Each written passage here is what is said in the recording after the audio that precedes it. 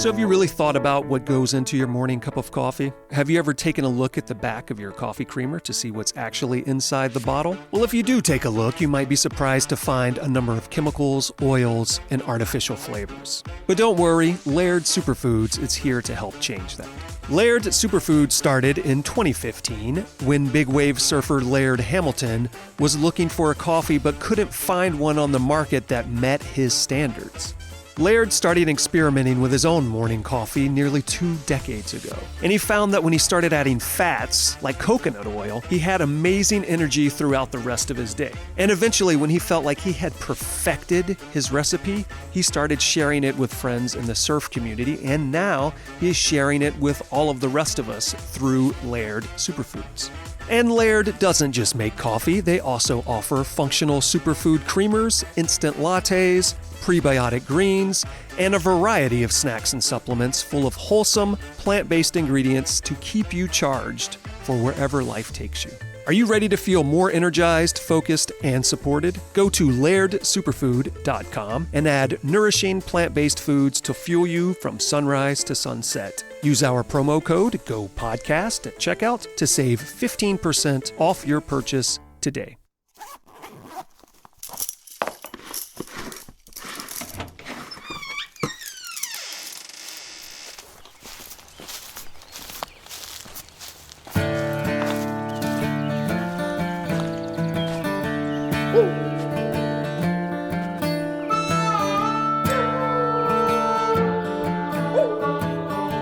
Hey everybody, welcome to episode 109 of the Go Get Outside podcast. This is your host, Jason Milligan. Welcome back, welcome aboard. Today we have a hell of an episode for you. We will be speaking with Eileen Beall. She is a climber, backpacker, canyoneer, caver, surfer, skier, and recently a scuba diver. And we will barely talk about any of those things. Those are the things I thought we would be talking about, but instead Eileen surprised me with this extremely entertaining, intriguing tale of her nomadic youth. This is a story about the sort of unique opportunities that constantly saying yes can bring. She and I recorded this in the dark at Fuller Mill Creek picnic area right outside of Idlewild after a day of rock climbing.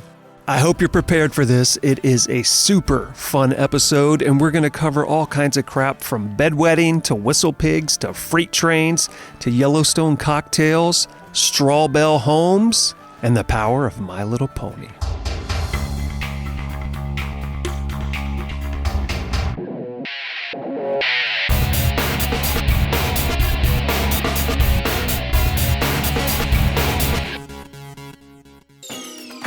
So if you're listening to this show, I know that you know that hydration is important. But hydration isn't just for super active activities. We need to stay hydrated all the time. I bet that when you are at work or when you're on a long road trip or you're traveling across country or across the world and you're spending a lot of time in airports, I bet you're not hydrating yourself enough. So yes, we know that hydration is important. It's important at all times, and that is what Liquid IV is here to help you do. And Liquid IV comes in a bunch of delicious flavors, 12 to be precise, including things such as sea berry, strawberry lemonade, lemon lime, pina colada, watermelon, strawberry, passion fruit, and it goes on. One stick of Liquid IV in 16 ounces of water hydrates you 2 times faster and more efficiently than water alone. And you want to know why?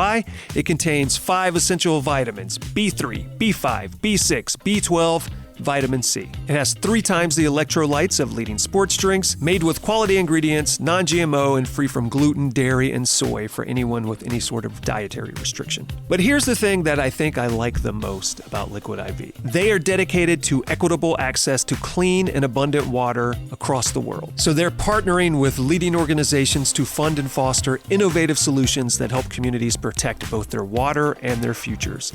To date, Liquid IV has donated over 39 million servings in over 50 countries around the world. Real people, real flavor, real hydrating.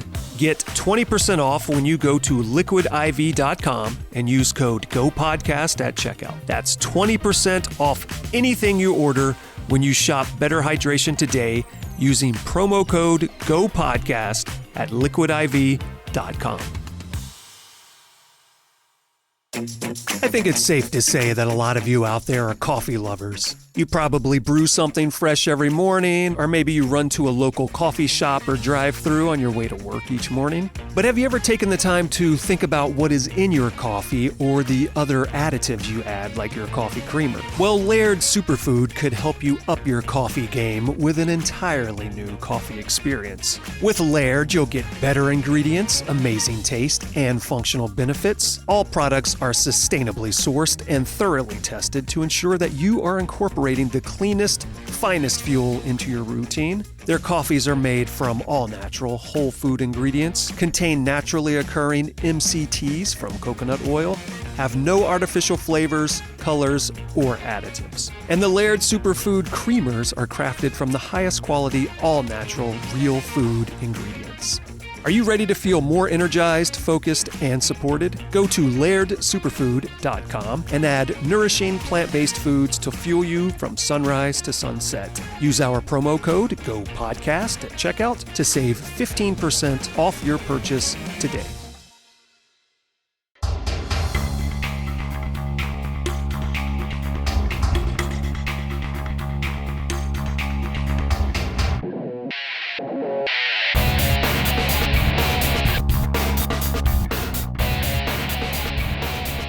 My name is Eileen Beall, and I've just loved nature since I was a little girl, but never had a huge opportunity to get into it until I got older and left New York. Started climbing in college and backpacking a little bit.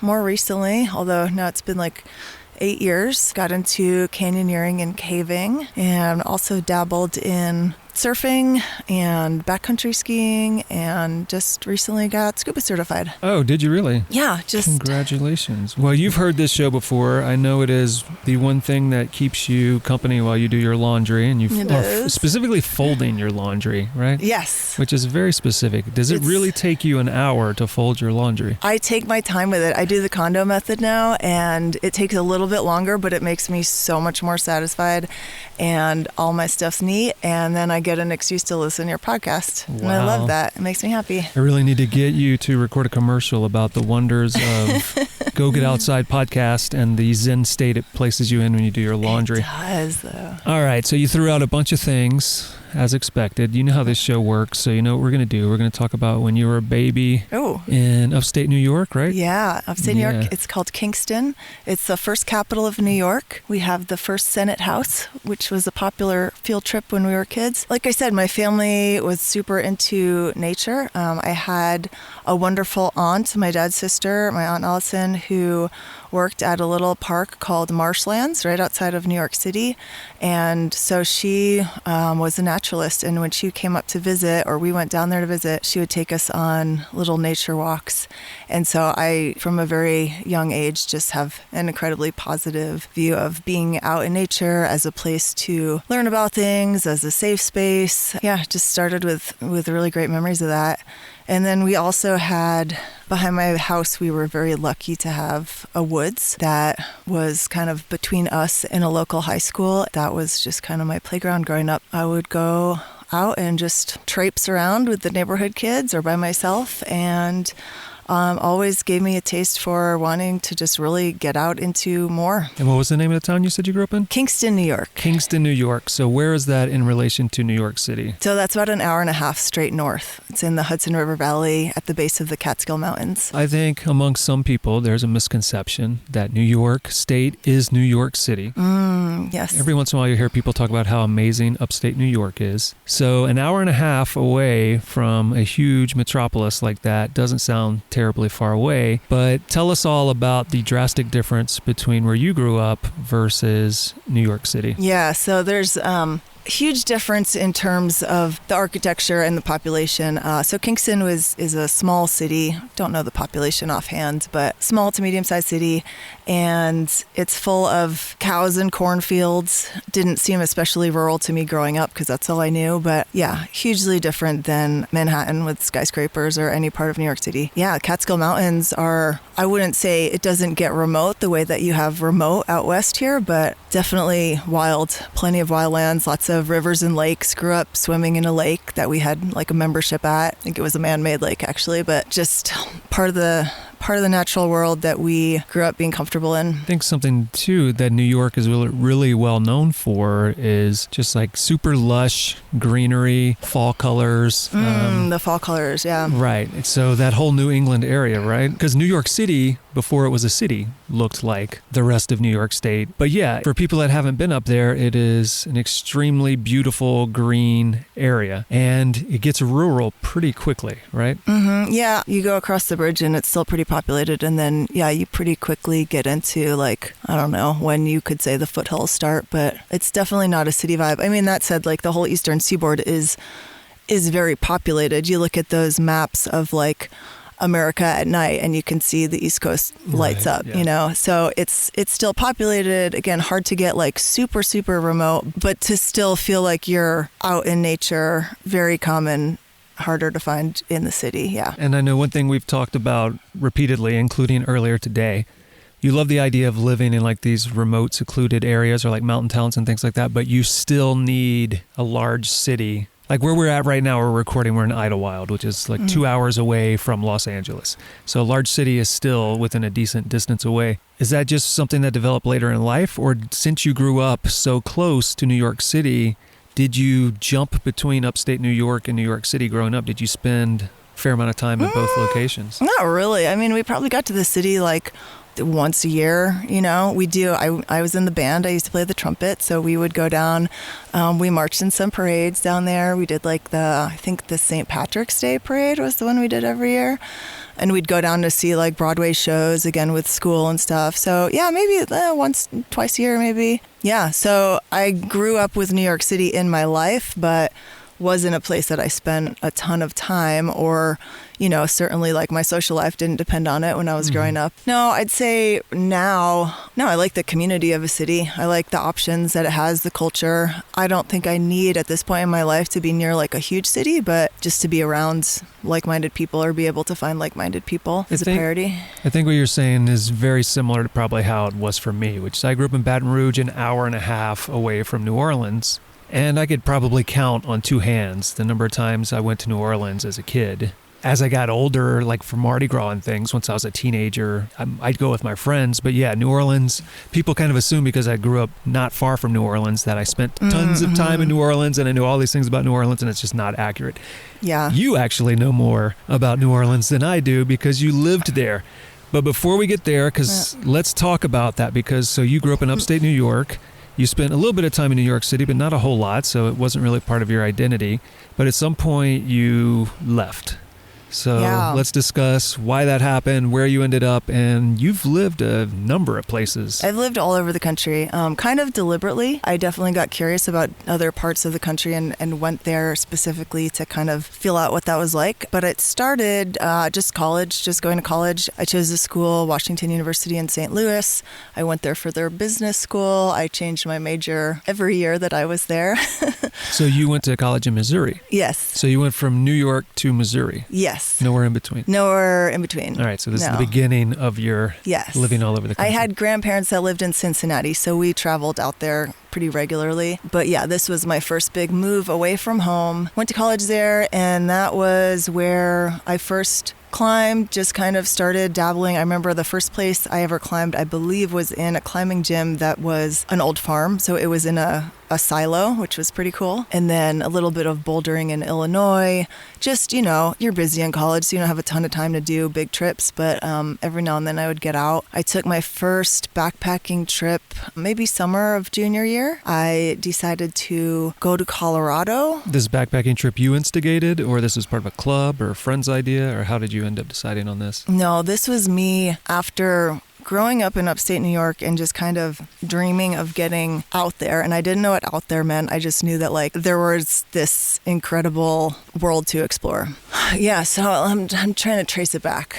That's right, because you and I are old people and our memories are just turning into mush. We're so old. It's been a really long time since I was there. Also, in your defense, you've had a busy day and you're also sick. Yeah, you made me climb some rocks today while I was sick, and now we're doing this. So I'll back up a little bit. Also, when I lived in New York, I attended Girl Scout camp for many summers. And Did you sell a lot of cookies? I sold like a small amount of cookies. I was never the salesman, but I probably sold most of them to my own family. But yeah, I went to Girl Scout camp, overnight camp, hated it the first time I went for 3 days, and then I wanted to go back for a week, and after that loved it. And what do you think made you hate it at first? Just because it was something different? I was new, terribly homesick, and I wet the bed. I think maybe everyone in my unit wet the bed. This seems to be like the thing to do when you go to a Girl Scout camp, because you need a buddy to go to the bathroom at night. And the latrines are scary because... Oh, so it wasn't just like you were freaked out and uncomfortable, so you wet the bed. It was because of circumstance. You wake up in the middle of the night. You're in a tent. They're platform tents, but they're tents, and there are giant spiders living in the tops that we used to like chase with our flashlights. And, you know, maybe it probably wasn't that cold, but it's dark. And so you have to get your flashlight. You have to wake up someone that you don't really know and be like, hey, be my buddy, because you got to be buddy system.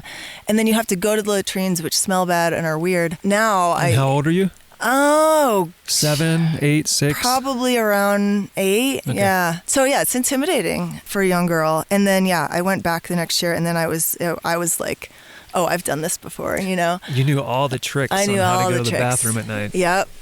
So was it bring a bottle into the bunks with No, you? I never did that. No. Decided that I love camp, you know, and we had a lake. We'd kayak in the lake. They taught me how to swim. One year we did a week-long canoe trip down the Delaware, which was absolutely amazing. So that was probably my first adventure that I really had in the outdoors, where you're camping outside and you're on a river and it's multiple days. I remember being very, very cold, but had a wonderful time.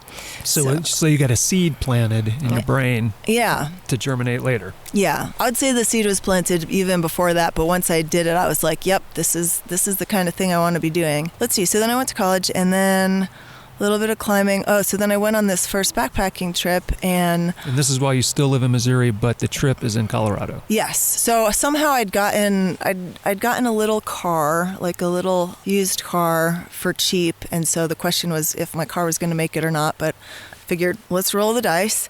And I didn't really have a plan. And this is what, late 90s, early 2000s? This is like probably around 2000. Yeah, 2001 maybe. So pre-smartphones, GPS.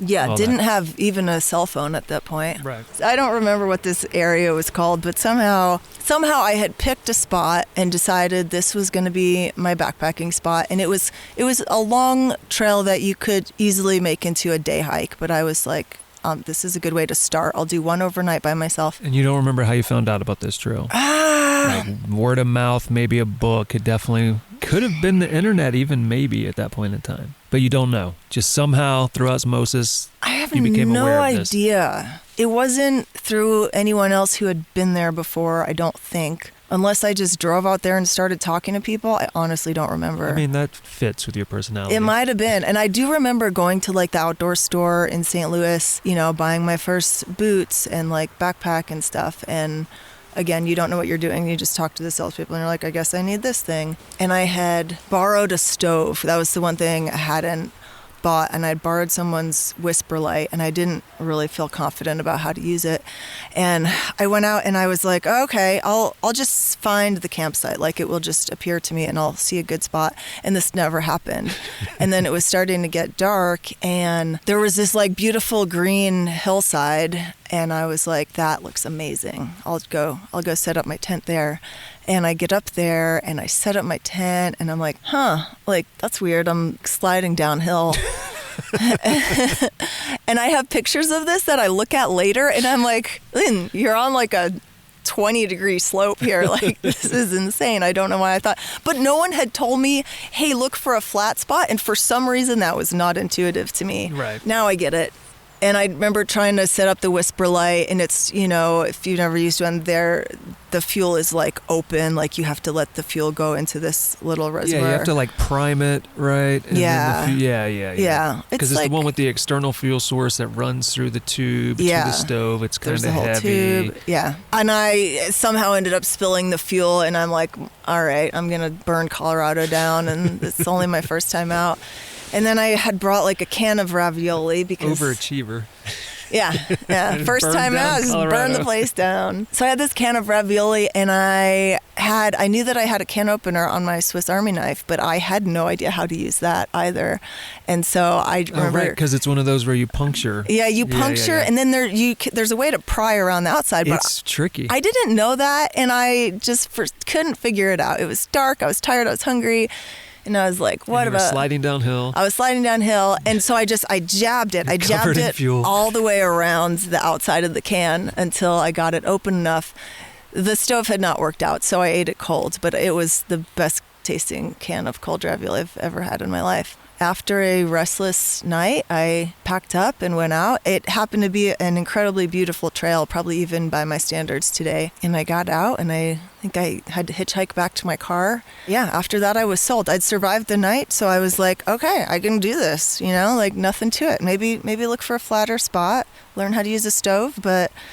things go wrong and you still survive. So all your takeaways were, I can improve this, not, this was a fiasco, so I shouldn't do this. Absolutely. Great. Yeah, this was fantastic, and even though everything went wrong, it's still okay. So then I was hooked, and again, this had been building. And this was solo.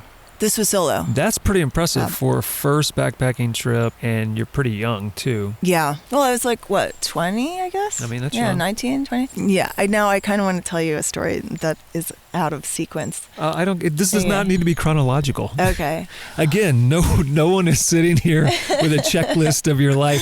She didn't mention this. I know. Tell it in whatever order you want. Okay. If you have a great story, tell it now. It's coming to mind. I'm going to do a throwback to when I was much younger, in probably junior high. And this is once you've quit wetting the bed. Once I've quit wetting the bed, yeah. It was just a camp thing. It wasn't a regular thing.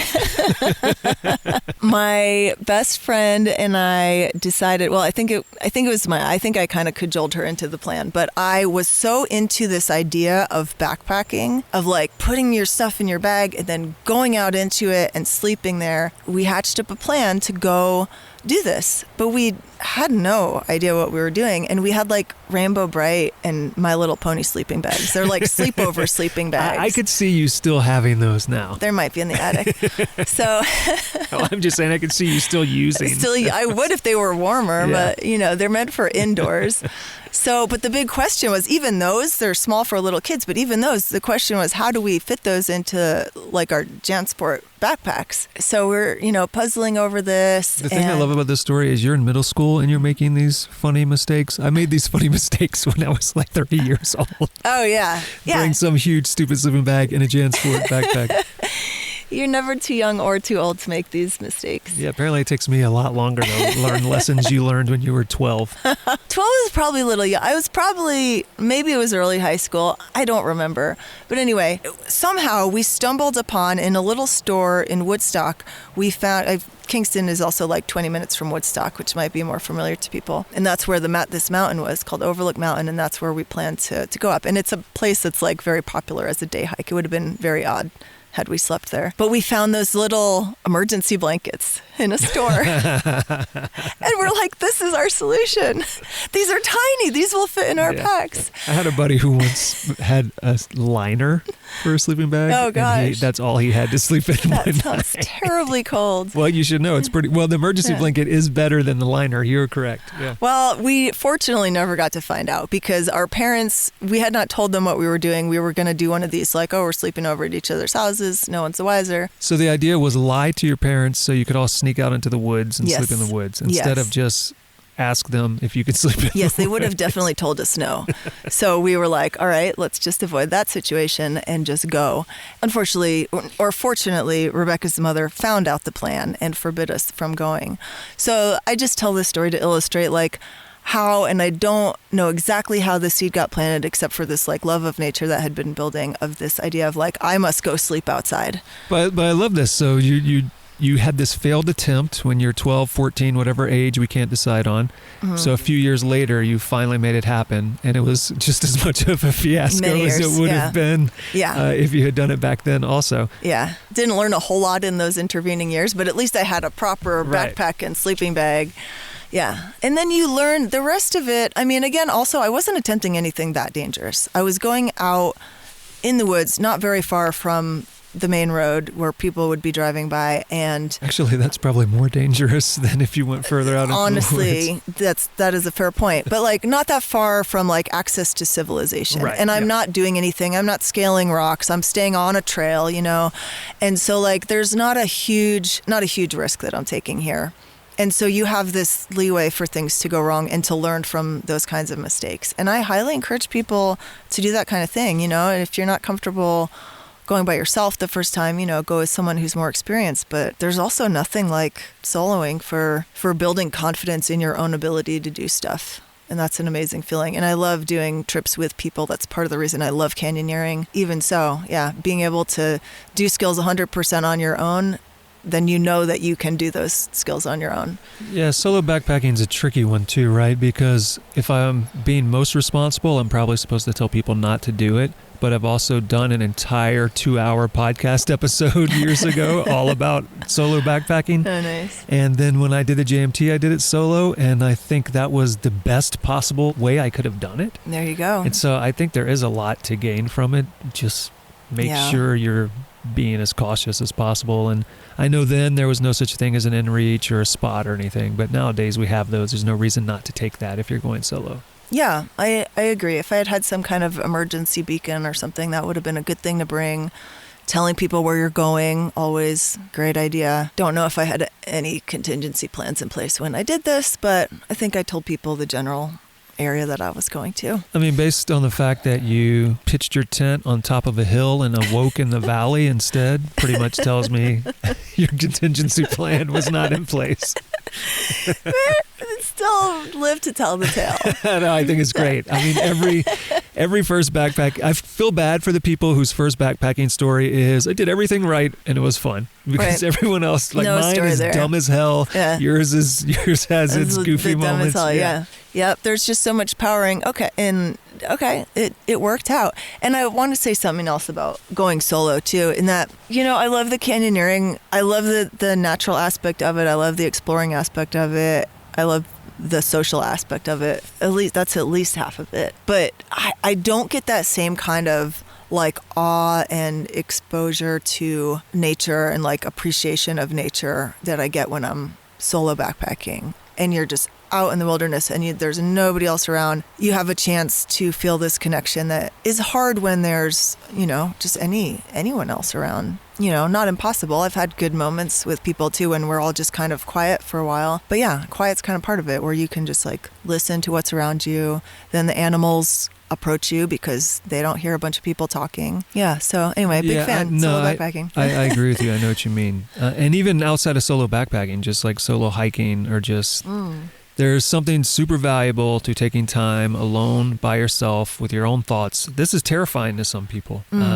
And those are the people that probably most need to do it. But yeah, I 100% agree with you. When you go out to do a communal activity, it could be the exact same activity. If you do it communally and then you do it solo, you're going to have a different experience and you're going to come away remembering different things from the trip, taking back different things from the trip, but you also will probably experience the environment differently than you would have in either of the other situations. Yeah, I totally agree. All right, so let's backtrack back into the ancient late 90s, early 2000s, wherever we are right now, where you are going to school in Missouri. You've gone out to finally live your life's dream of doing your first backpacking trip. You get hooked. And what were you studying, just out of curiosity, in Missouri? Well, again, it depends what year you ask, but... What did you ultimately I ended graduate? I went from business school to kind of general sciences and to industrial design, and ended up with a degree in anthropology. Okay, so you ended up with an anthropology degree. You're working towards one of these many things. You're going to end up with an anthropology degree. You've gone and finally lived your life's dream. Your first backpacking trip. It's a fiasco, but you love it. You want to do more. Where does life go now? I did a few more little trips like that. Let's see. I graduated college. I had this crazy idea that I needed to sort of like step off the train of this path that my life was on, because it felt very like predetermined. Not that it was predetermined. Like my parents were great. Like they let me make my own choices about most things. But it was just this idea of like, oh, I'm doing what society, in America tells you is like the thing to do. And I wanted to take a step back from that. I had envisioned this like an empty room, like just kind of an empty space to just kind of, I don't know. I had this idea that is where I could make my own decisions. Or the other thing was to go backpacking for like a month. That was kind of my goal when I left college was I'm just going to go. I'm not going to have any plan. And I'm going to go on this road trip so that I can find this place to go backpacking. I hadn't fully thought this through because, backpacking for a month requires like food drops. You're not going to carry all your food unless you're planning to like hunt things, Yeah, which is not going to work. Yeah. It wouldn't work out anyway. I mean, unless you are an experienced hunter and know how to do all these, there's a lot of factors even there. If like an experienced hunter can't just like hike 10 hours a day and then kill a thing within 30 minutes and then eat it. I mean, like Bear Grylls does, right? Of course he does. So anyway, that hadn't been my plan. My plan was I didn't have a plan. I thought I could carry all my food for a month, and then I was disavowed of this later. But so I went out. I stayed in. I went out to Moab. I lived in Moab for a few weeks till it got too hot. Worked my way over to California, and then I guess the next chapter would be like Northern California, where I had identified a very big splotch of green on my Rand McNally, and I decided, okay, that's the biggest green on my map. That is where I should go backpacking for a month. And it happened to be the Trinity Alps in Northern California, which is also connected to, I think, the Shasta Wilderness. It's like 3 wilderness areas that all come together right there. And so I went out to Weaverville, California. I went to the outdoor store there and I was purchasing maps. And I was approached by a guy who said that he worked for the Forest Service. And he asked me, what kind of trip are you looking to take? And I'm like, I just want to go backpacking for a month. And he was like, oh, well, we're hiring Wilderness Patrol. You should just come work for us and you'll get paid to go backpacking. And I'm like, that sounds fantastic. And hold on a second. How do you get this awesome? So this is what would happen to me. Random people would approach me in the mall and be like, hey, you want to join the military? And I'd be like, no. Meanwhile, random people will approach you and like, hey, you want a cool ass job where you get to backpack for a living? Yeah, it seemed like a sweet deal to me, and it was. We went out on a short trip, and then I was cleared to go out on 8-day backpacking trips. So wait, you didn't have to interview for this or anything? Oh, no, I did. So I skipped that part. So I went in and I met... So you beat other people? I don't know that people were knocking on their doors. Okay. Weaverville, California. Yeah, it's a small town. Clearly this guy came up to you in the middle. Apparently they were recruiting at the outdoor store. Right. I mean... And I'd been on the road for weeks at this point. I looked like a transient, He thought you actually knew what you were doing. Or like, he thought that I desperately needed money. Yeah, I don't know. Right. Which all were true. So, except the knowing what I was doing part. So I go into the guy's office, not the guy that I met, but, his boss, and fantastic person. And he looks me up and down and he says, oh, no, you have to carry really big packs and that weigh however much. For people listening, Eileen is a very thin person. I'm 5'4". Yeah, I'm slight, I'd say. So slight of frame. What does it call you? Slim, slight, petite. Yeah. What do you prefer? Petite, okay. Sure. I'm fairly petite. Yeah, Eileen is petite. And so he's just like, nah. And I'm like, oh, no, I have experience. I've done backpacking before. I slept on a hillside and awoke in a valley. I really know what I'm doing. And I think at that point, my experience was like 3 overnights, including hillside sleeping. And I was like, yeah, I backpack. And he was like, okay. And, and then he let me go out with this guy because then I couldn't die because he was there, and that went okay. And I got, he vetted me and then that was fine. And then I went out on 8-day trips. Again, an 8-day trip is quite different than an overnight. It must have been wonderful because I stayed. And my memories from that time, they've given me like a lifetime of dreamscape, fantasyland, outdoor landscapes. How long were you doing this? Beautiful area. A few months. So that would have been sort of like summer, and I was there until maybe mid-October. And how old are you at this time? Like 23, maybe 24, somewhere around there? Would have been 22. Wait, when did you graduate? Yeah, 22. And what were your responsibilities? Oh, yeah, I did have responsibilities. So I had to... They didn't just hire you to walk around. Just backpack, yeah. No, there's a catch in there. They wanted to make sure people had their backcountry permits, and this is for numbers so that they get funding to have a Forest Service. They have to show that it's being used by someone. And also to clean up fire pits. So I would go and they gave me a big heavy shovel and I'd have a trash bag and you put the ashes, you scoop the ashes out, put it on the bag, and then you scatter them by kind of throwing the bag. And throwing the contents of the bag. You whip the bag around and the ashes are beautifully scattered. She does not mean just throw trash bags. Just throw the trash bag. And that was the other, because that was the other part of my job, was also to pick up any trash that people had left around the fires. And for the most part, that's not a whole lot because it's in the backcountry. But sometimes there were some horse packing trails, and so they would pack in a lot of stuff, and those were messier camps for sure. But this was basically like a treasure hunting mission.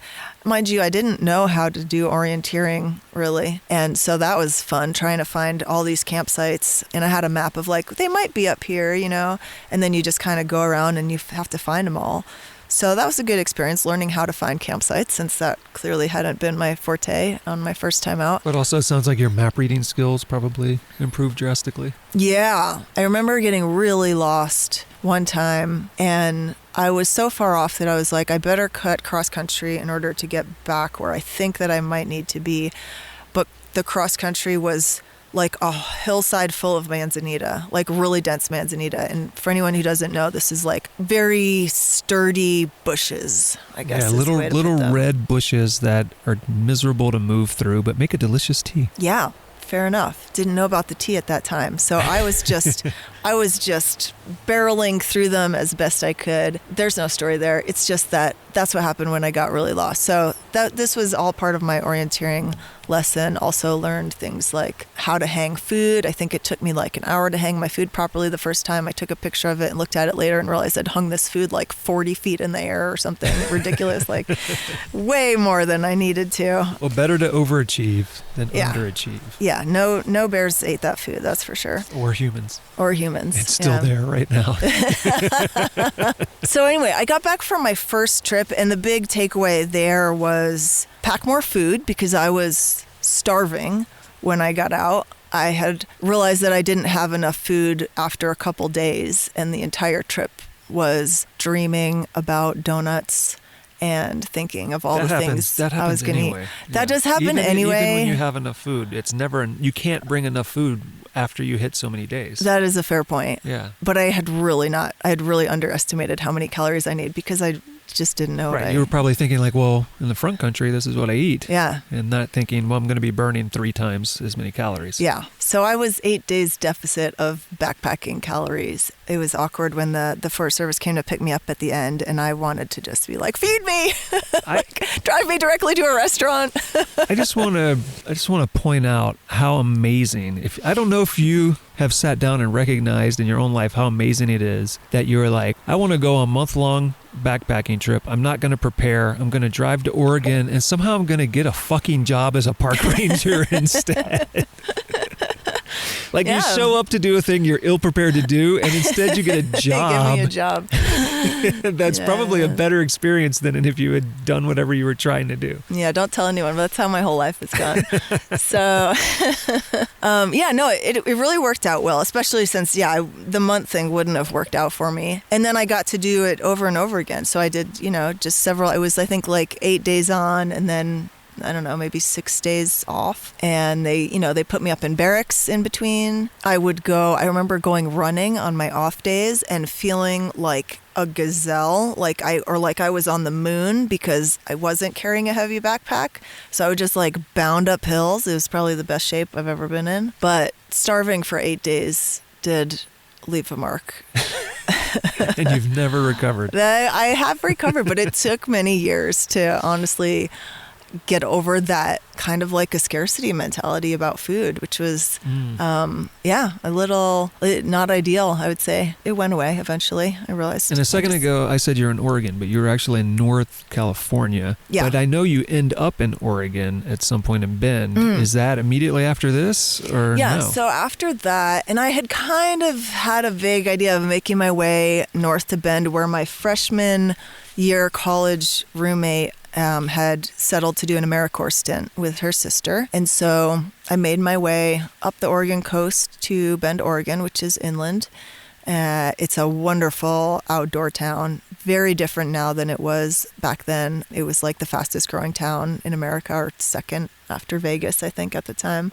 And so it's exploded now. And they were building just incredible developments. This was before the housing crash. It all fell apart a few years later, but it was just blowing up. And in the meantime, had this cute little downtown and just rock climbing at Smith Rocks, which probably many people have heard of. The Deschutes River, amazing microbreweries, just kind of an outdoor paradise that was kind of just starting to blow up. So I was there for 4 years, and Did you just show up there, or did you already have like a job there, or you just went there because your friend was there, and then you're like, I'll figure it out. Somebody will give me a job. Yeah.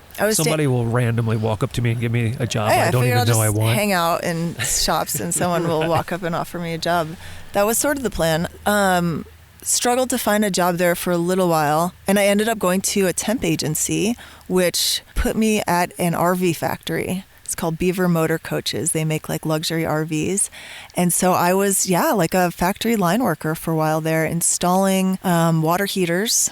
And so I learned how to do a little bit of electrical work, which was cool, and a little bit of kind of minor carpentry, doing some like wood, like side paneling in the RVs. Yeah, that was an interesting job. Really, really glad that I didn't have to spend my whole life doing that, because it's you're part of a factory line. It's very rote after a while. I would assume quite quickly. Yeah, well, they kept putting me into different spots. I started doing like the finishing clean on the RVs, and then they taught me how to do the electrical and the carpentry and stuff. So I was like learning new skills, but yeah, kind of quickly grew bored of that. Still really glad I had that experience, because this makes up a huge part of the American economy, and a lot of what people do. And just to kind of know a very small slice of that life, it was eye-opening, I'll say. So then I got a job at the mountain, Mount Bachelor, lovely little mountain outside of Bend, just doing like various things there. And then the mountain opened, and I promptly broke my wrist on the first day snowboarding. Then I was in like And what was your job there? I was in the kitchen, but when I broke my arm, I couldn't work in the kitchen anymore.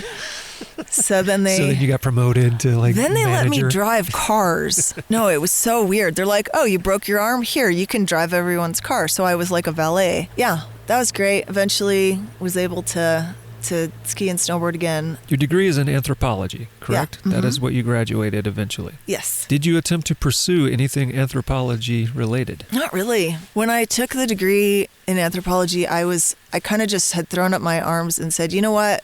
These are all the classes that I'm really interested in. I'll just take all those, and then I will have a degree. And so I have, kind of a very scattered education, but I have some anthropological training now, and I use that in my current job, which is fantastic, but that was never really the plan. It just kind of worked out that way. So you're in Bend for 4 years. And, as you've said, there are all kinds of awesome opportunities there. The city's growing. And now, it's like an outdoor mecca in a lot of ways. So at some point, you've decided to leave Bend. I had a friend who convinced me to apply to a job in Yellowstone National Park. And I was certain that I wouldn't get the job. I didn't really want to go. So I applied for this bartending job, and I got the job. So I went to Yellowstone. It was a fantastic job. I was bartending. There used to be a wonderful bar in the lodge, the Canyon Lodge, and I worked there for a summer. And which part of Yellowstone is this? Because Yellowstone's quite large. Yeah, so Canyon is in kind of the upper eastern corner, not too far upper. It's like the upper half of like the figure eight of Yellowstone. I don't know how else to describe that. So for instance, if you come in through the north entrance through into Mammoth, yeah, you've got to cut east. Yeah. For a ways, and you're off that way. Yeah, except if you go directly east, you go into Lamar Valley where the wolves are, and then this is south of there. So it's the Grand Canyon of the Yellowstone is what they call it. Yeah. Okay. I know exactly what you're talking about. So they have like a cute little lodge there and a huge waterfall. Yep, which was great. We would go out to the canyon on full moon nights and look at the waterfall, and that was fantastic. Yeah, one of the best places in the park to work, although they're all fantastic. And so did more. Was this seasonal or was this? Yeah, this was just going to be for the summer. And my friend like pretty promptly decided that she didn't like it and left. And I was like, this is fantastic. I'll stay. And turns out that a lot of employees there don't actually go to be in nature. A lot are coming from Central and Eastern Europe. They make a lot of money there, and just kind of all over the country. They pull people in who are looking for, a free place to stay and making money. And they're all interesting people, and I made some fantastic friends there that I am still in contact with. But yeah, not initially drawn by the nature aspect of it. And so I didn't really have people to go out with when I first got there, and so I would again just start going out on trips on my own, and kind of got a reputation as, Eileen's off doing another crazy trip again. So 2 important questions. Yeah. What were the popular drinks you had to mix in Yellowstone? What do people in Yellowstone drink? So my favorite was called a mud pot. And if you've ever been to Yellowstone, there are the mud pots it's like bubbling mud. So these are themed drinks. Oh, yeah. Okay. Of course, they're all Yellowstone themed drinks. I didn't even think about that, but of course they are. Of course they are, yeah. Yeah, it's exactly what it sounds like. It's like a cauldron of mud, and they are fantastic because they put a smile on everyone's face. When you're watching a mud pot, you cannot help but giggle because it makes these like kind of disgusting, like gurgling noises.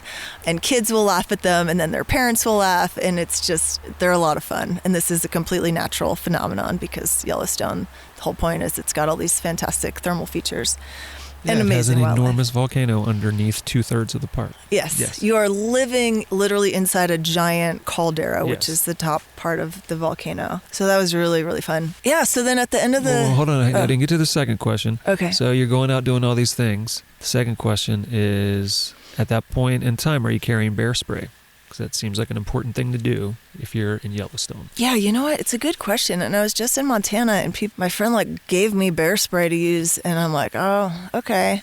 I never used bear spray in Yellowstone. I am learning this year that is a very common thing that people do. I've also learned that I think it's illegal in California. So in places like anywhere further south where you're predominantly going to have black bears, you're not supposed to have bear spray. And I've personally, back in my stupid days, first time I went to Yosemite, I was like, well, I need to bring bear spray. So I bought bear spray. And a ranger told me, that's considered a weapon. You can't have that there. Go put it in your car. Interesting. But as soon as you're in grizzly country, if you're in the Tetons, if you're in Yellowstone, if you're in Glacier, it is highly, highly, highly recommended, at least at this point in time, that you have bear spray anytime you go out into the backcountry. Yeah. So it's a great question. I think that at the time that I was there, it was kind of seen as this thing that the tourists did.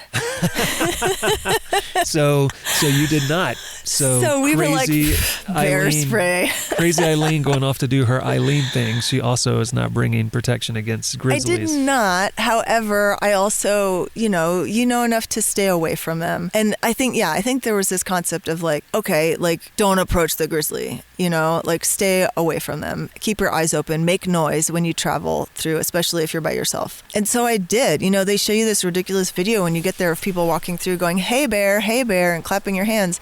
And we literally did that because unless you're making enough noise just talking amongst yourselves, if you're by yourself, just make noise. A bell is not going to do it. You got to shout.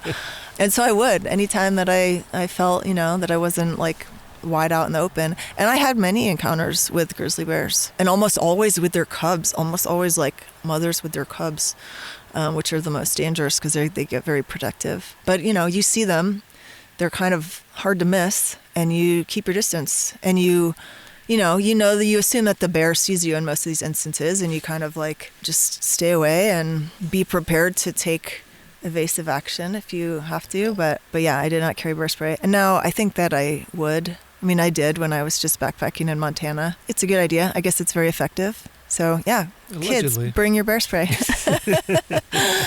Not a whole, otherwise you will not win. If you do get in a fight with a grizzly bear, you will not win. Yeah, probably not. Yeah. Very unlikely. Very unlikely. All right, so I interrupted your train of thought. Let's see if you can find it. Oh God, I don't know where it went. So you're in Yellowstone, and I'm in Yellowstone. You didn't have, people out there didn't necessarily want to go out and do outdoor stuff. They just somehow got jobs there also. Yeah. And so you would go off and do what was known as crazy Eileen things. The first trip that I went out on, it's always with hanging my food. I find it difficult sometimes. And so I had gone out and I came back with a big scar on my nose, and everyone had to know what it was because I was a bartender and I, couldn't hide it. So I told them that I was attacked by a whistle pig. A whistle pig, I have recently learned, is the same thing as a yellow-bellied marmot. But I don't think we knew that at the time. We thought it was this exotic thing that like only lived in Yellowstone or something. It's also great whiskey. Yeah, and so I said it leapt up and it clung onto my face like that rabbit from Monty Python, and it was horrible. And I fought it off, and it left me with this scar. And it was, they looked at me like, okay, this girl's completely crazy. But I didn't want to tell them the real story because that made me sound even dumber, which now I will reveal to the public. Yes, please. We are here for you to reveal you've all been anything waiting that for makes this. you seem dumb. Yeah. So what happened was I was hanging my food, and so you tie a rock to the end of a string in order to get some momentum on it. You can't just throw the string over. And then you throw it over a branch at a certain distance from the ground so that the bears can't come out and get it. I threw the rock over, and I must not have let go of the other side of the string, and it was at just the wrong height that the rock came back and punched me in the face. How close was it to your eyeball? I mean, it was my nose. It was directly between my eyeballs. Okay. Well, earlier you were telling me a story about how you almost poked out your eyeball, so I just want to make sure that's not a recurring No, problem my eyes are all constantly at risk. All right. So, but this time, fortunately, my nose was in the way, and it knocked me out.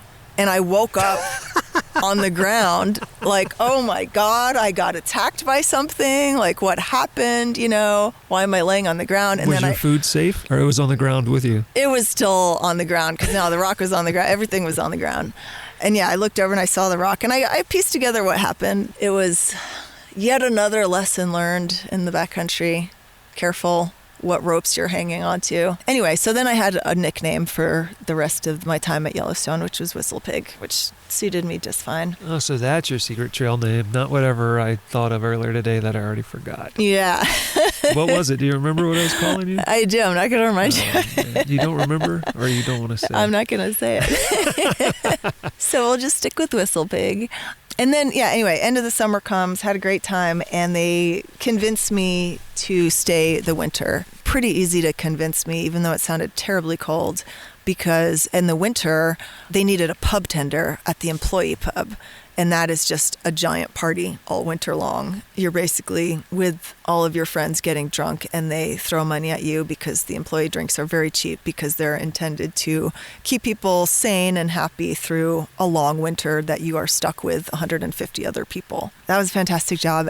My favorite part was at the end of every night, I got to get on a snowmobile, and it's freezing, but it's a very short drive. I would drive from the pub to the lodge to make my cash drop, and it was short enough that I didn't have to put on like the whole suit to keep you warm. So it was like you're out exposed to this freezing cold air, you're on this fast machine that's so fun, and it's just for a few minutes, and there's like stars going off overhead, and you do your drop, and then you do it again on the way back, and it's like 2 a.m, and it was a magical time. Every night I got to do that. Then they convinced me to stay the next summer, and there's a lull in between seasons. So this was supposed to be a seasonal job, and it has now turned into 3 seasons. Yeah. Correct? Yep.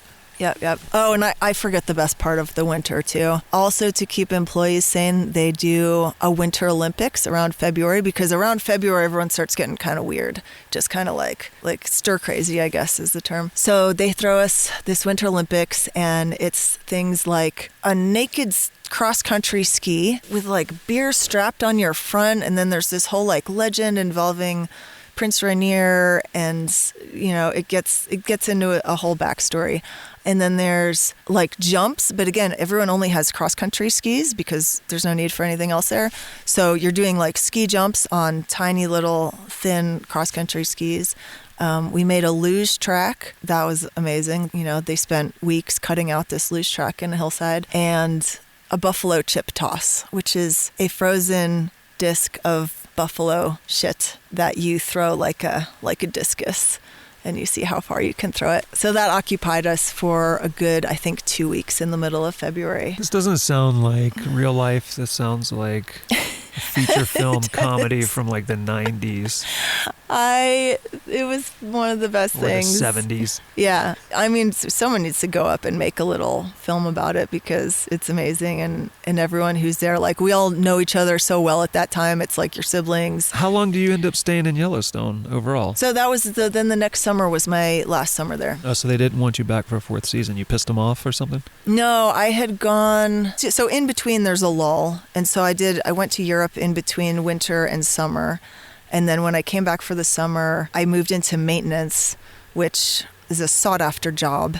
And then I was at the lake location. You basically, drive around taking care of maintenance issues. I learned how to do things like replace a toilet, a lot of plumbing, like at the campgrounds, all the sinks and everything. Yeah, and other than that, you drive around and look for bears, basically. And it was a good time. So we got to assume the whole time you're working there, the income is not great, but your expenses are probably super low, right? Because they're paying for where you live. They put you up in a dorm. Yeah, which are like pretty nice. They're just kind of like college dorms. Yeah, so you don't spend that much. You really don't go to town that often. Do they cover any meals or how does that work? Oh, they feed you. Yeah, they feed you the whole time.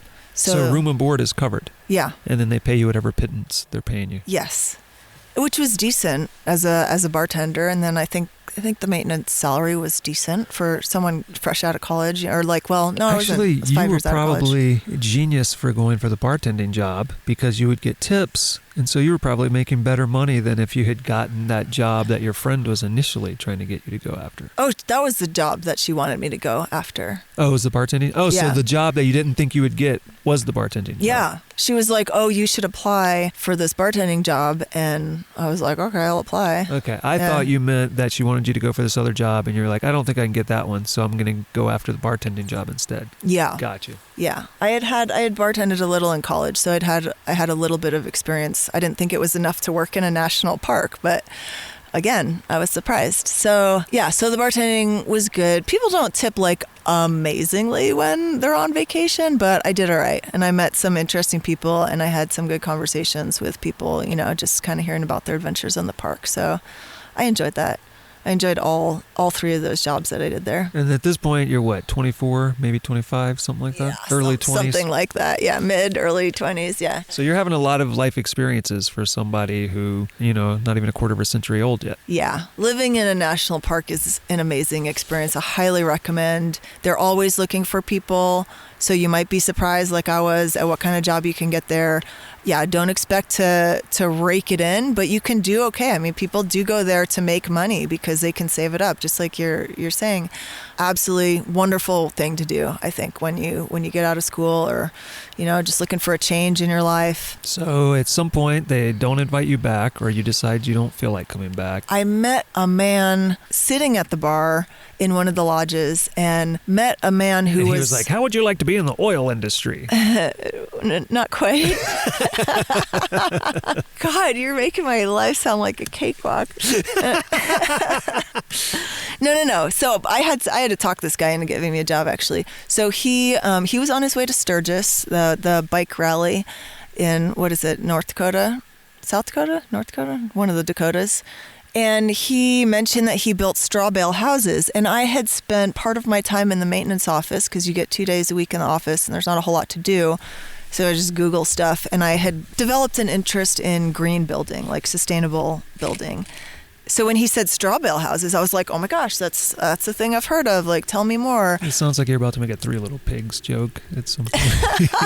The Three Little Pigs always come up when I mention straw bale houses. They are an extremely good way to build, and they have a lot of advantages, which I could go into. You just got to keep the wolves away from them, yeah. Yeah, you just keep the wolves away, but also they are very sturdy and strong winds, so don't get me wrong. Yeah, I won't go into all the benefits of straw bale houses on this podcast, but basically they... Oh, please do. Let's stop talking about your life. You know what? Let's just talk about straw bale houses. They're excellent insulation. They are not... Some people also think they're susceptible to like being nibbled on. That is not true. Straw is not something that you feed to animals. That's hay. Insulation, the R value is like, off the charts for a house insulation. You can make them structural or not. And then you cover them with adobe and they're beautiful.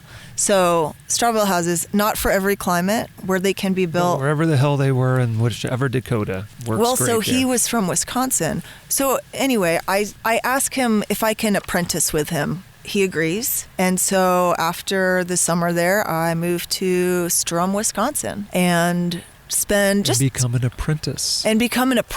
Which was awesome, because I didn't know I could do that in this day and age. Yeah, I didn't know that was even a thing. And who knew you could be a straw bale apprentice? Did you become a squire at some point? I wish that I had. Now I'm able to go do that next.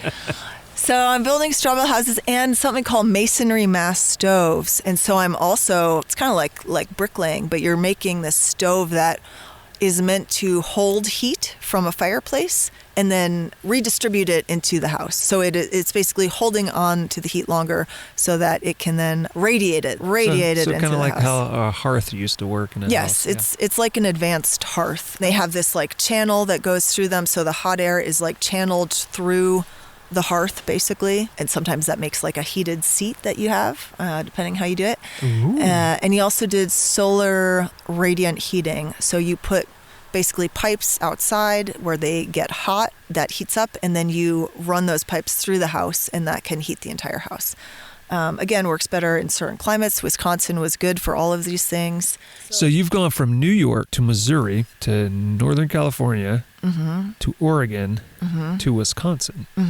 Well, Yellowstone in there. Oh yeah, and Yellowstone before that. So technically Wyoming. Yep. And then Wisconsin. Yep. And briefly Utah. They're all kind of like in a similar latitude too, in a certain degree. So you're noticing that I haven't yet been to the South. Yeah, but that's which coming. Is a great transition. That's coming. You kind of stuck around at a roughly the same latitude for a while. Yeah. So anyway, I learned so much at the job. Also, construction sites are difficult, I would say. It was a completely different kind of learning and job that I had to do, and I struggled with that a little bit. But it taught me some skills, I would say, that don't come naturally to me, and that was really great.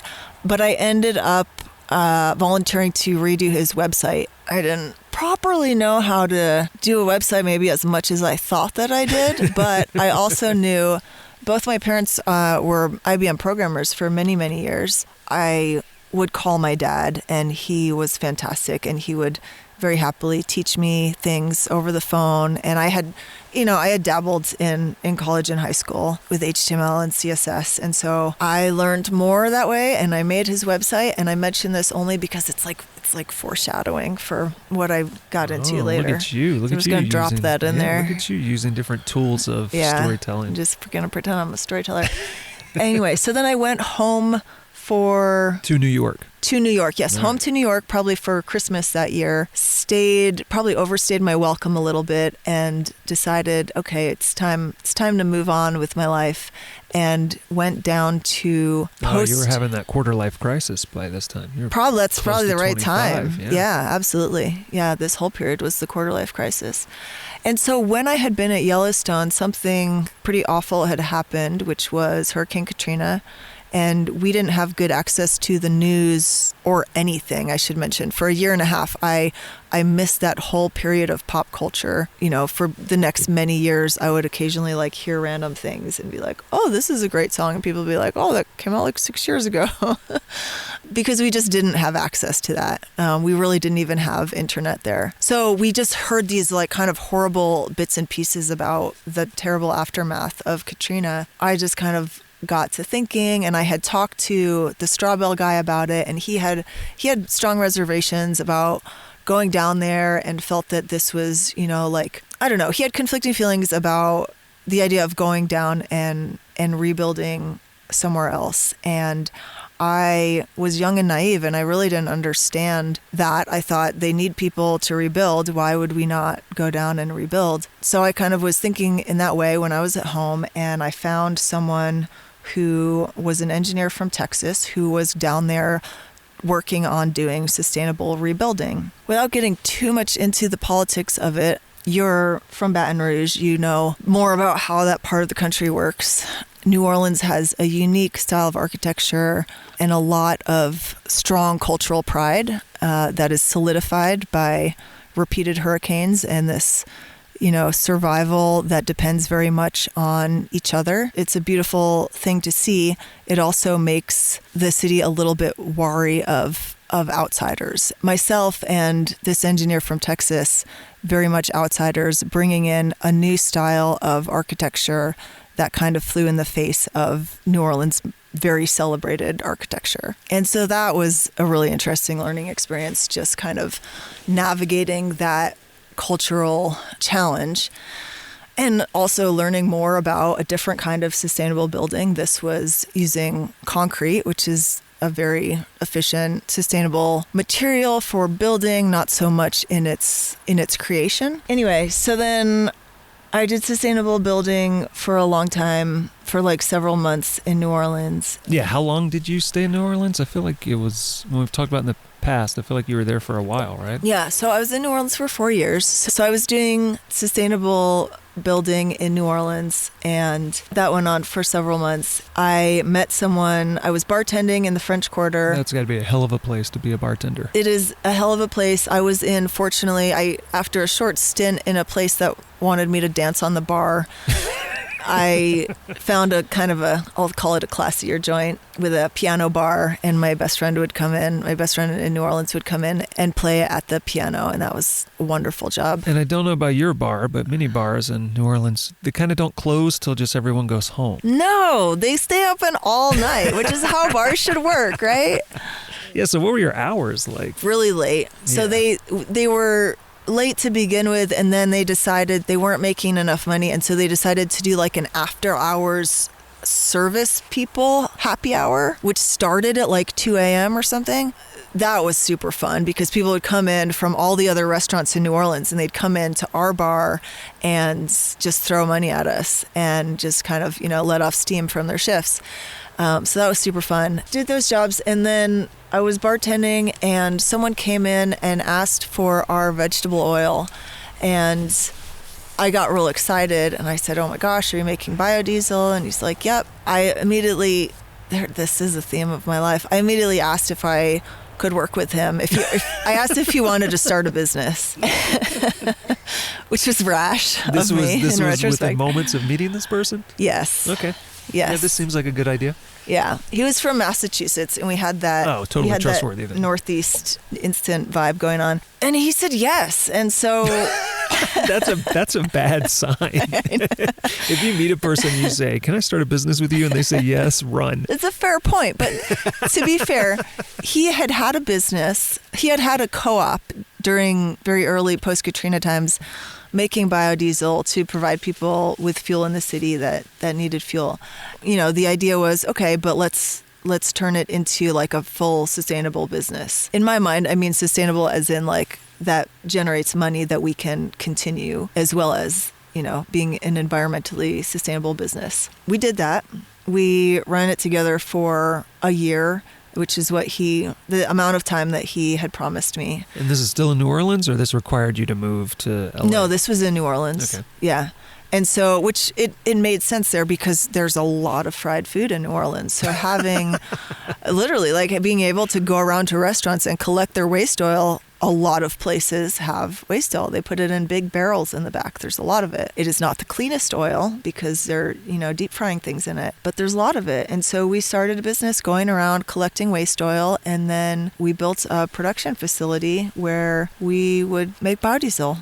That was exciting. We got one of the Saints to be an investor. The Saints football team filled up his truck. He actually had his truck converted to run on straight vegetable oil, which you have to put a heater on your fuel lines, and then you have to purify the vegetable oil so it's not all gross, and then you can run directly on that. You know what's funny? I just remembered the first time I heard about this was when I was backpacking for the Forest Service in the Trinity Alps, and I ran into this wild family that was just sort of living in the woods, and they were back there with goats. They were traveling with like a goat and I think a donkey. This guy sat down in front of me. I remember thinking it was funny because like I'm working for the federal government, and he sits down in front of me, and starts smoking pot, and I'm just thinking like, well, this is completely not my jurisdiction to do anything about that, but it's just like the boldness of this kid to sit in front of like a government official, right? Yeah, he didn't respect your authority. And like, I didn't care, but it was just funny to me. And then he just starts talking, and it's, at first seems like crazy talking. He's like, oh yeah, like, this country, we could be running off of French fry oil. And I was like, well, that's crazy. And then I went and looked it up later, and I was like, oh, we actually could do that. That's a thing that people can do. And you're like, I'm going to put this in the back of my head for a little bit. So I just filed years that later, away. It'll pop back up. Yeah. Yep. And then I'm in, the city of oil. In walks someone making biodiesel. So I'm like, all right, this all tracks. Yeah, it's kismet. So we have the business, and then shit hits the fan in the world. Oil prices actually drop a whole lot. That makes it very hard to make competitive biodiesel. And at this point, I had kind of changed our business plan to sell oil to a larger production plant that just made more sense, like economies of scale, that we would source this more sustainable version of the fuel to them, and then they would actually make the biodiesel. But then they completely shuttered their doors, which you can afford to do if you're a giant oil company, and just wait it out, wait till oil prices go back up, and then you can be profitable again. I just want to point out, for a person that's supposed to be an anthropologist, you seem to have a lot of varied skills. Like, hey, you can mix some drinks really well. Hey, you can figure out how to get people to invest in biodiesel from various different types of businesses. And then all of the other jobs you've done along the way, including like electrical stuff for RVs on an assembly line. I've dabbled in a lot of stuff. Yeah, you got a lot of smarts. Yeah, I like to learn. I think that's part of what keeps attracting me to different things, is like, oh, that's a new thing. I mean, it's partly like the chase the shiny objects kind of thing, which, sometimes that works. There's pluses and minuses to that for sure. So there's been a constant theme so far, which is I move to a place, I stay there for anywhere from several months to just a few years, and then I go somewhere else, and then I go somewhere else, and then I go somewhere else, and then I go somewhere else. But we're at the point in the story where you're about to move to Los Angeles, where unless there's a time you moved away I don't know about, you have been for 13 years? Yeah. I left New Orleans in 2010, came to LA, became a bookkeeper. Is that why you came to LA? Because you had a job as a bookkeeper, or you just wanted to come to LA? I had a couch. Because so far you've never had a plan when you've gone anywhere. So is that still, you're like, oh, I'm sick of this New Orleans shit, I'm moving to the other side of the country now? Is that what happened? Yes. No. So the business, the downside of the right, chasing the shiny objects, yeah. The business folded, partly because I did not know what I was getting into. It's very hard running a business, and I took on the freaking oil industry, Yeah. That sounds like a battle you're going to win. Right. Yeah. So you took on the oil industry in Louisiana, which is largely funded by the oil industry. Yeah, that's a fair point. But it ultimately wasn't that. It was macroeconomics that took us out, and the inability of a small business to deal with that kind of volatility. So then I had an option to go sleep on my friend's couch in New York City or in LA. And by this time, after 4 years in New Orleans, my outdoor experience wasn't very big. I guess I left out one good outdoor story there, which involved getting to a wedding in Seattle and learning how to hop freight trains to get there. Wait. You've hopped freight trains like a hobo? Yeah. Oh, okay. Yeah, we can't bypass that. This is actually something I was joking about to Erica just the other day. Where I was like, highly I still need recommend to it. hop freight trains. I still need to be a hobo. I haven't done that yet. Well, there's still time. However, I will warn you, if you do it wrong, it's very easy to get killed. So yeah, very. You don't want to just wander around a train yard, because they're massive. If they move a tiny bit and you're next to them, they would smash your head. So when I worked, you don't want to do that. When I worked for WBRZ Channel 2 News in Louisiana for 2 years doing graphics, one morning, one of the photographers brought in a DV tape and said, hey, see if you can pull anything that we can use in the story in here. And it was because a homeless guy had gotten hit by a train. And so it's video of him walking along the tracks. And I'm like, what the hell do they think I'm going to pull from this? But yes, I have seen what a train does to a body, and it does terrible things to the body. Yeah, it's terrible. So PSA, I do not want to go out that way. Not recommending this. Also, didn't do this one solo. I just started kind of putting the idea out there that like, oh, I want to go. And my friend in Seattle was an environmental lawyer, and so I knew, she invited me. This was also the same girl I lived with in Bend. So she was my freshman year college roommate. She was an avid environmentalist, and she had always given me crap about not carpooling to my factory job. And so I didn't want to drive all the way from New Orleans to Seattle to go to her wedding. And so I got this idea of, fine, I will hop a freight train. They're going that way anyway. I'm not adding anything to the, How considerate of you. Right. I'm not polluting. I'm not global warming. Okay. So this was all, had good motivation. So I kind of just started asking around, and people told me, go to this place in New Orleans and talk to people there. And it was kind of this. Wait, you just started randomly asking people like, hey, do you know how to hop on a freight train? Yes. Just anyone? Not anyone. Like people I knew. who you thought would have this information. You got to remember, I'm hanging out with people connected to the biodiesel industry. The biodiesel industry being this very like underground kind of. All right, so a lot these of are the kinds of hobos. people that I'm dealing with. Right, people who have once been hobos. People that know how to get around in the world in unconventional ways. Gotcha. Let's say. So they direct me to a bookstore, and I go in and I talk to someone there. The guy's like, I'll go with you. I have some friends in Chicago that I want to see. So I'll go as far as Chicago with you.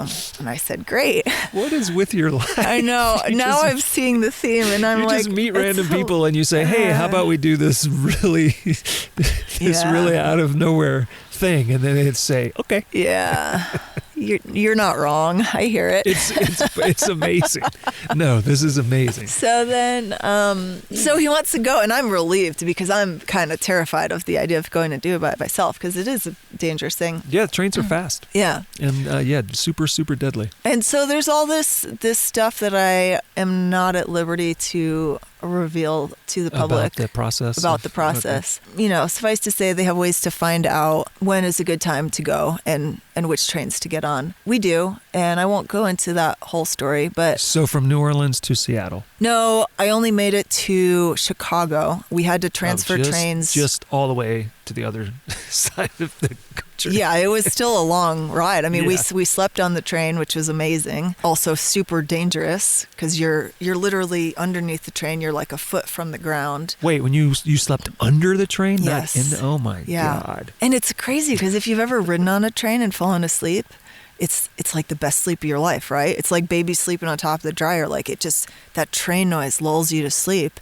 And so every time I slept on a train, it's been on an Amtrak in a seat for multiple hours. Yeah, but you still get that like the white noise and the vibration of it. Like if it was a sleeper car, I bet it would be amazing. In a seat, it's not so great. Then it's kind of awkward. Yeah, but we actually got to lay down, but the caveat was you lay down and you don't move because if you roll over, you'll fall into a hole and go under the train. I would be dead, yeah. So you don't move a lot, but you have that nice white noise and everything. And then we had to transfer trains in Tennessee, which was exciting. And then getting off the train in Chicago was a little exciting because, there's like people around and stuff. And okay. Is it common knowledge at this point in your life that you did this? Yeah. I think so. So your parents are aware you did this? I don't know that they are. So if they ever hear this, are they going to scream at you? I've been meaning to tell them because my dad is super into trains. Like he would always do the train set around the Christmas tree. I think that he would enjoy this story, but I wanted to give it some time. I don't think he would enjoy it. Yeah, I wanted to give it some time so I could be like, this is a thing I did in my crazy youth many years ago, which certainly wouldn't do it today. Because when you started this story, I thought, oh, she's getting into the cars, which is already dangerous enough and sleeping in the cars, but sleeping under the train is fucking insane. Yeah, also, this is, again, PSA, don't do this. Don't do it.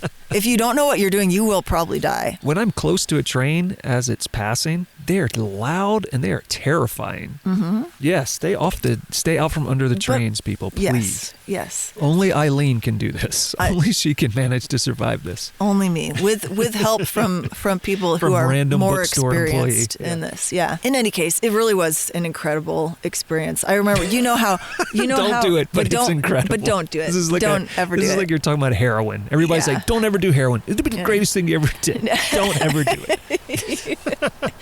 I mean, yes, kind of like that. You're from there, and you know that when you go out of New Orleans, there's bridges that go through the water, and there's nothing on either side for it's like the longest bridge you've ever seen. Yeah, like across Lake Pontchartrain. Yeah, so they have that, but in train version. So they just have tracks that go across the water. Oh my God, that'd be terrifying. And so you're out there, and I think it stopped in the middle of this for a minute. You're surrounded by water that is full of alligators. Is the train going to start again? There's nowhere for me to go. Can gators crawl up here, And you're just in the middle of the water, and you look out one side, there's water, you look out the other side, there's water. It's magical. Don't ever do it. Don't ever do it. So I can't believe I've never heard this from you. This is so ridiculous. Part of me thinks you're making this all up. No, totally true. And then the sad thing was I got to Chicago, and then I thought about carrying on by myself, and I went down to the yard. I was too intimidated, but I met another person while I was there who was like, oh yeah, I used to hop trains out of here all the time. And I'm like, damn, has everyone been doing this? I can't believe I just discovered this. I had to take a Greyhound to get to the rest of the way to Seattle. A beautiful wedding. So that was kind of most of my outdoor experience. I can say you're the first, and you will probably be the only person ever on this podcast that has had that experience. I do hope so, unique. Jason, because again, it is very dangerous. Yes, very dangerous. I don't know if we mentioned that. Please don't do it. Don't do that. I have seen what a train does to a human body. You do not want it to happen to you. Mm-hmm. You will be tiny little pieces. Yeah, tiny. Your body will explode on impact. That's what happens.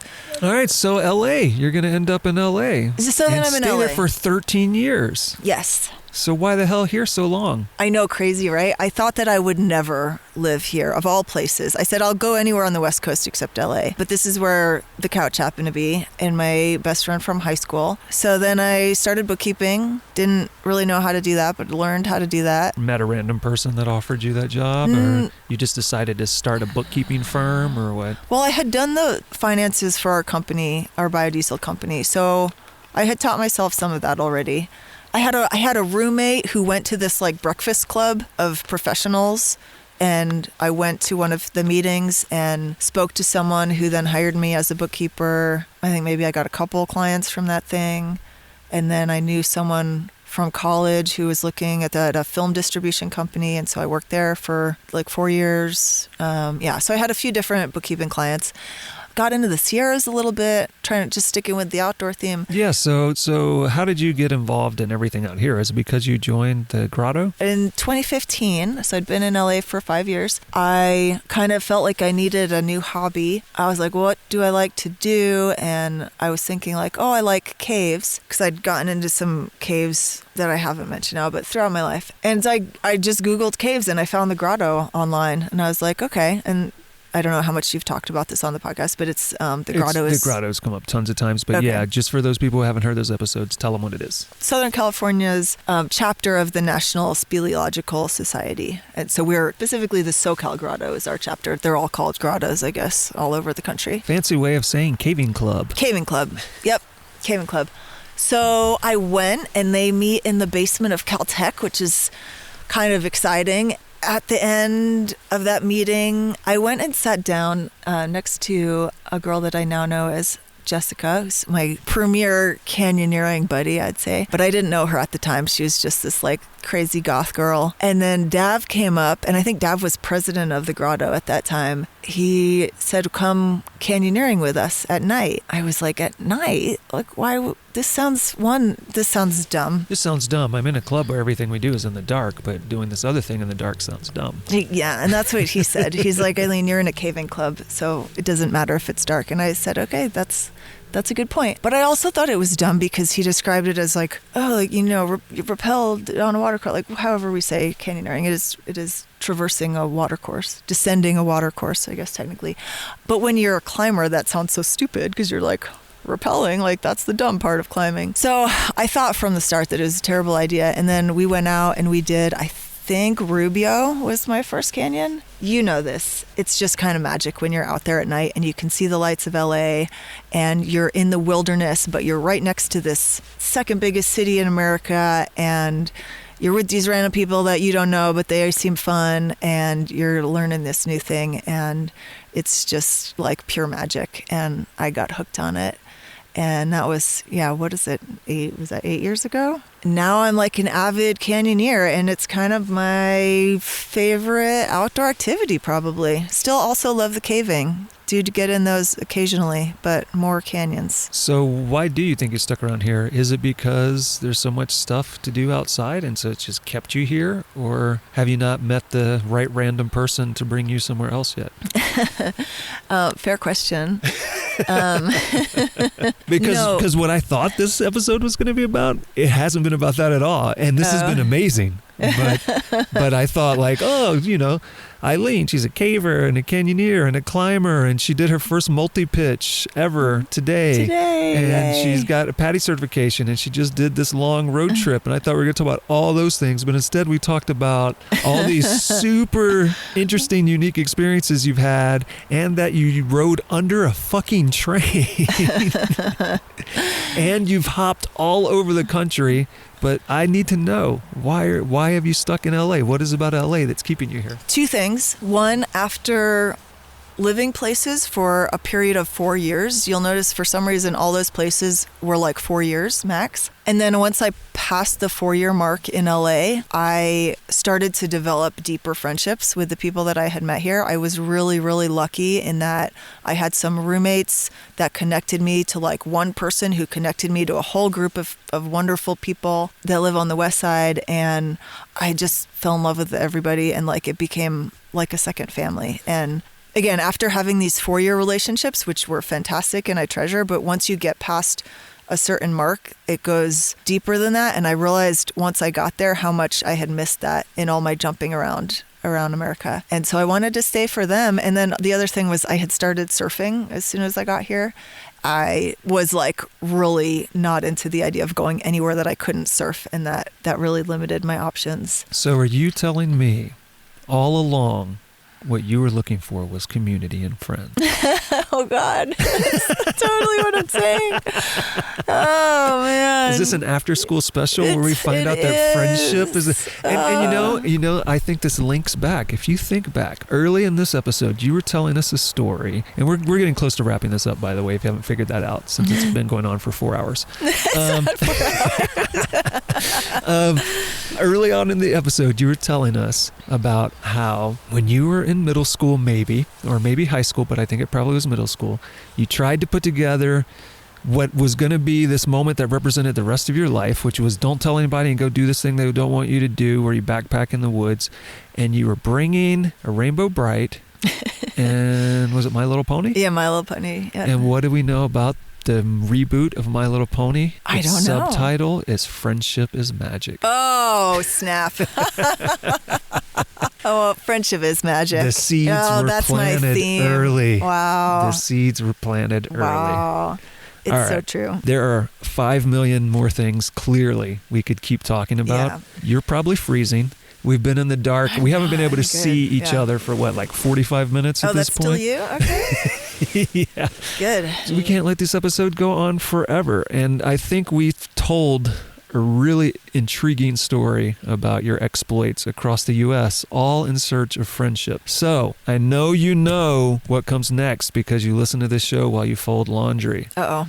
Before we go, what is your final thought you want to leave everybody with? Oh, shoot. I haven't thought of it, but you already covered it. Friendship is magic. My Little Ponies, they already knew. They knew the whole time.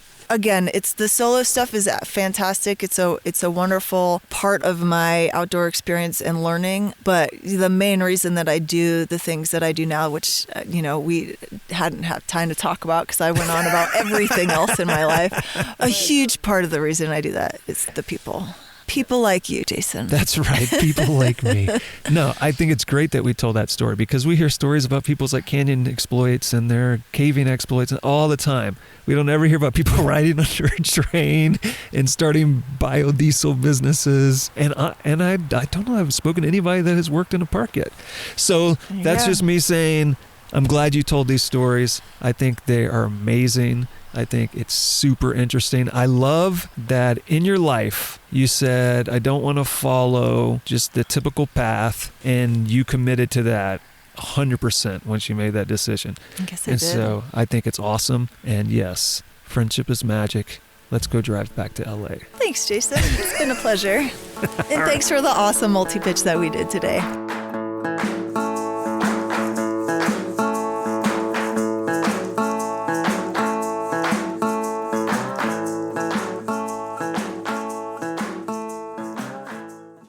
Plastics were a wonderful invention that have a myriad of uses, but we have unfortunately become overly dependent on them in our society. And now we use them in everything, and they end up in our oceans, they end up in our food, they end up in our bodies.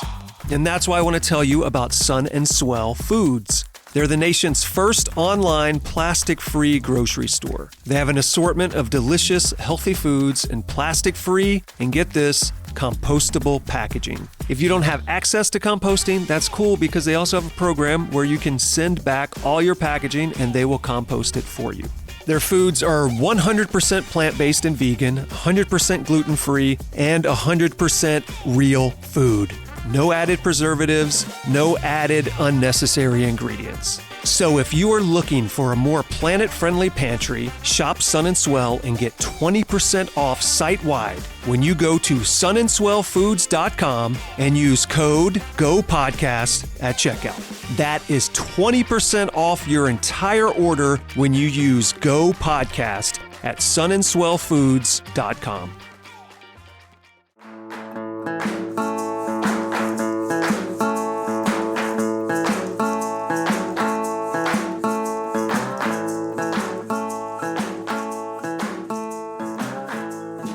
And now it's the part of the show where I invite all of you to go to our website, gogetoutside.com, look in the podcast section, look for this episode 109 with Eileen Beall, and there you'll find photographs and links to everything we talked about in today's show. And since you will already be on the internet, perhaps you'd like to get in touch with us here at the show. Well, you can do that in a number of ways. You can send us an email, jason@gogetoutside.com, or you can send us a text or leave a voicemail at 818-925-0106.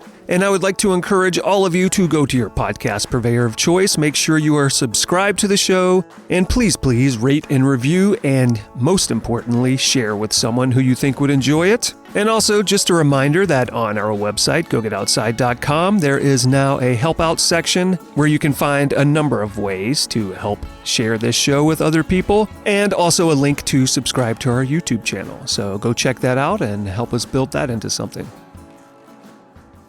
Next time on the show, come back January 1st. That's right, New Year's Day 2024 for an episode with John Gray. You'll hear a lot of fun stories that range from water skiing to climbing to canyoneering, backpacking, fitness routines, and we'll go in depth about an upcoming move he was planning where he is going to leave the United States and move to the Philippines. So come back and see how things are going as he starts a new year and a new life on the other side of the globe. See you then.